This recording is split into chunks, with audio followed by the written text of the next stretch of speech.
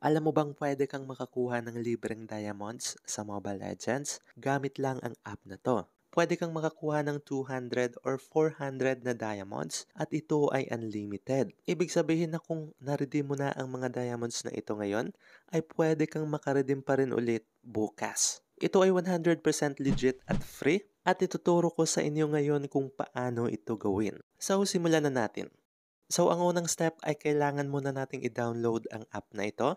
Ang pangalan ng app na ito ay Novella. Para i-download ito ay i-click mo lang ang link na nasa description or nasa comment section na nakapin. Pagkatapos mong i-click ang link ay mapupunta ka dito. I-click mo lang ang download now to collect. Then after mo maklik ay mapupunta ka sa App Store or Play Store. Dito i-install mo lang ang Novella app. Pagkatapos ma-install ay i-open lang natin. Dito i-agree mo lang at pumili ng language, then save. Ang next step ay kailangan natin mag-login. I-click lang natin ang me na icon dito sa lower right corner. Then pagkatapos i-click ang login. Dito ay may dalawang ways kung saan mo i-connect ang iyong Novella account. Pwedeng sa Facebook at pwede rin sa Google account mo. Depende yan sa'yo kung saan gusto mo. Ang gagamitin ko ay Google account. Then pipili lang tayo kung anong Google account ang gagamitin. At pagkatapos niyan ay nakakreate na tayo ng bagong Novella account at successful tayong nakalagin sa ating account. Dito na natin sisimulan kumita ng libreng diamonds. Pupunta muna tayo dito sa Me. Ang goal natin dito sa Novella ay makaipon ng maraming points na pwede nating i-convert to ML Diamonds. Katulad nitong sa akin ay nakaipon ako ng 780,000 plus na points. So paano nga ba magka-points dito? Actually, napakadali lang. Maraming ways para magka-points dito. Ang ituturo ko sa inyo ngayon ay 3 ways lang para mabilis. Yung ikatatlong way ay yun yung pinakamabilis na paraan para makaipon ng points. So, simulan na natin sa una. Napakadali lang actually. Pumunta ka lang sa home. Pagkatapos dito ay pipili ka lang ng babasahin. Halimbawa itong wrong love, i-click ko lang yan. At pagkatapos i-click lang ang start reading. Pagkatapos niyan ay mag-start ka ng magbasa. Actually, hindi mo na kailangan basahin.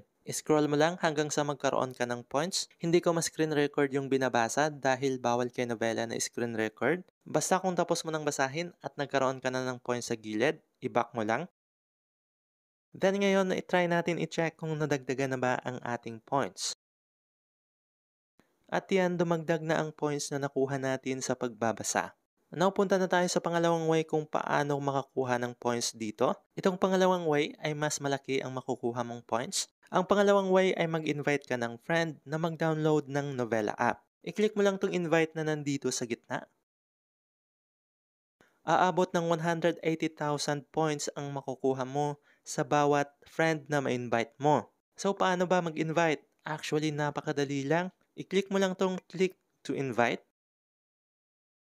Ito na yung invitation text natin. Pwede mo itong i-copy or pwede rin yung link lang ang i-copy mo. I-highlight mo lang at pagkatapos i-copy.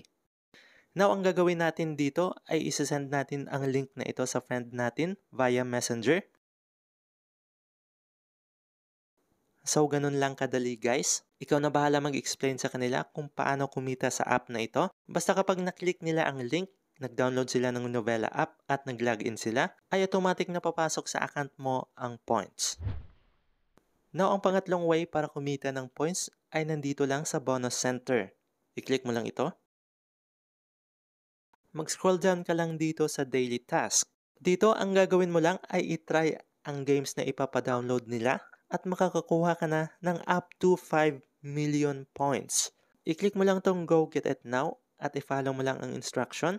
Hindi ko yan gagawin sa video na ito dahil tatagal ang ating video. Napakadali lang naman ng steps, sundin mo lang. Now, paano nga ba i-redeem ang points na kinita natin dito? Ang gagawin mo lang ay pumunta ka ulit sa Me at pagkatapos dito sa Redeem. Pwede mong i-redeem ang iyong points gamit ang GCash at pwede rin ML Diamonds. Pupunta tayo dito sa ML Diamonds.